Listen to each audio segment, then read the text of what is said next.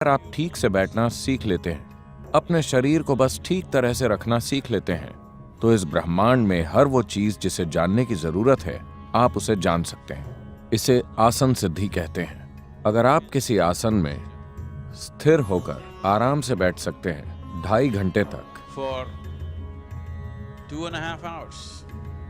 तब हम कहते हैं कि आपने आसन सिद्धि प्राप्त कर ली है, यानी आप एक खास आसन में पूरी तरह आराम से और सहज हैं। यही आसन सिद्धि है। अगर आप इसे हासिल कर लेते हैं तो आपको जो भी जानने की जरूरत है, आप उसे अपने भीतर से जान सकते हैं। ऐसा कैसे हो सकता है? केवल बैठने से आप कैसे हर चीज जान सकते हैं जो जानी जा सकती है? अगर आपके पास घर में टीवी है, टीवी बस एक डब्बा है जिसमें थोड़ी इलेक्ट्रॉनिक्स होती है, लेकिन यह अपने आप में एक पूरी दुनिया बन जाता है। पूरी दुनिया इस जगह पर या इस डब्बे में आ सकती है जिसे हम टेलीविजन कहते हैं, We call it a television. Simply because क्योंकि इसमें रिसीविंग का एक तरीका है। अगर आप एंटीना सही तरह से सेट कर दें, अगर इसे ठीक से एडजस्ट कर दें, तो पूरी दुनिया आ जाती है आपके घर में या इस डब्बे में। अगर ठीक से सेट नहीं है तो टीवी वही है, इसमें सब कुछ है, पर वो कुछ नहीं कर सकता। एक इंसान भी ऐसा ही होता है। एक इंसान अभी जो है वो वैसा इसी आधार पर बनता है कि उसने क्या जाना या अनुभव किया है। किसी इंसान ने क्या जाना या अनुभव किया है, सिर्फ उसकी वजह से वो वैसा बन जाता है जैसा वो है। right now you are who you आप are. अभी जो हैं वो अभी तक के अपने जीवन के अनुभव और बोध के कारण ही हैं। आगे भी आप उसी के मुताबिक बनेंगे जो आप भविष्य में अनुभव करेंगे। आप जो भी जानते या अनुभव करते हैं वही आपको वैसा बनाता है जैसे आप आज हैं। तो योग की पूरी प्रणाली सिर्फ अनुभव या बोध को बढ़ाने में दिलचस्पी रखती है। तो अगर आप सही तरीके से आसन में बैठते हैं, अगर आपका अलाइनमेंट सही है और अगर ये किसी तरीके से ब्रह्मांडी ज्यामिति से मिलता है, 84 अलाइनमेंट्स हैं।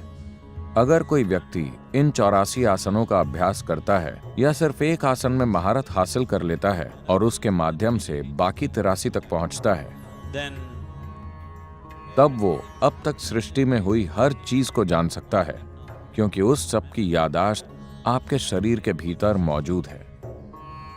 हम कह सकते हैं कि एक कोड के रूप में इसे जगाया और सक्रिय किया जा सकता है। अगर ये आपसे बाहर के दूसरे आयाम को स्पर्श करती है तो आसन शक्तिशाली साधन है। योग आसन जुड़ने के शक्तिशाली साधन है। मैं नहीं चाहता कि आप योग के अर्थ को भूलें। योग का मतलब है जुड़ना। जुड़ने का मतलब है कि दो एक हो गए हैं। दो का मतलब इस अस्तित्व में सिर्फ दो ही चीजें हैं, आप और बाकी का अस्तित्व। बाकी की चीजों को आप पहचान सकते हैं ये, वो या वो के रूप में, लेकिन असल में सिर्फ दो ही हैं, आप और बाकी का अस्तित्व। क्योंकि आपके भीतर अनुभव के सिर्फ दो ही आयाम हैं। आप नहीं जानते कि इस ब्रह्मांड में ऊपर और नीचे क्या है। आप नहीं जानते कि आगे और पीछे क्या है। आप कुछ नहीं जानते। ये सब हमने अपनी सुविधा के लिए बना लिया है। अनुभव के आधार पर वास्तविकता सिर्फ इतनी है कि किसी चीज को बाहर कहते हैं और किसी चीज को भीतर कहते हैं। तो अनुभव के ये दो आयाम हैं, भीतरी और बाहरी। so yoga तो योग का मतलब है इन दोनों को मिलाकर एक कर देना, बाहरी और भीतरी, आप और बाकी सब, आप और कोई और। जब आप और कोई और नहीं होता, तब सिर्फ आप और आप होते हैं, तब वो योग है। so asanas are तो आसन इस तक पहुंचने का शारीरिक जरिया है। ये एक शारीरिक साधन है इस परम एक रूपता तक पहुंचने के लिए, क्योंकि शरीर के साथ काम करना सबसे आसान होता है। अगर आप अपने मन के साथ कुछ करने की कोशिश करते हैं तो ये कई तरीके से चालें खेलेगा। at least with the body. कम से कम शरीर के साथ आप इतना तो जानते हैं कि ये ठीक कर रहा है या ठीक नहीं कर रहा है, ये सहयोग कर रहा है या सहयोग नहीं कर रहा है। जबकि अगर मन पर बहुत ज्यादा दबाव डालते हैं तो ये आपके साथ हर तरह की चालें चलेगा। ये आपको हर तरह की चीजों पर यकीन दिला देगा और अगले ही दिन आपको धोखा दे देगा। लेकिन शरीर वैसा नहीं होता। आप इस पर यकीन कर सकते हैं। अगर आप इसके साथ समझदारी से काम करते हैं तो योगासन निश्चित रूप से परम एकरूपता की संभावना की ओर ले जाएंगे। In the meantime, इस दौरान इन आसनों के अभ्यास से इससे पहले कि परम ज्यामिति के साथ ही अलाइनमेंट पैदा हो, एक भीतरी अलाइनमेंट पैदा होता है, जिससे स्वाभाविक रूप से अच्छी सेहत, प्रसन्नता और आनंद और सबसे बढ़कर संतुलन प्राप्त होगा। संतुलन को मॉडर्न सोसाइटीज ने अनदेखा किया है और उन्हें आज इसके लिए भारी कीमत चुकानी पड़ रही है। आप चाहे जितने भी होशियार हों, आप चाहे जितने भी काबिल हों या पढ़े लिखे या योग्य हों, अगर आपके पास जरूरी संतुलन नहीं है तो आप सफल नहीं होंगे, अपने जीवन में बहुत आगे तक नहीं जाएंगे।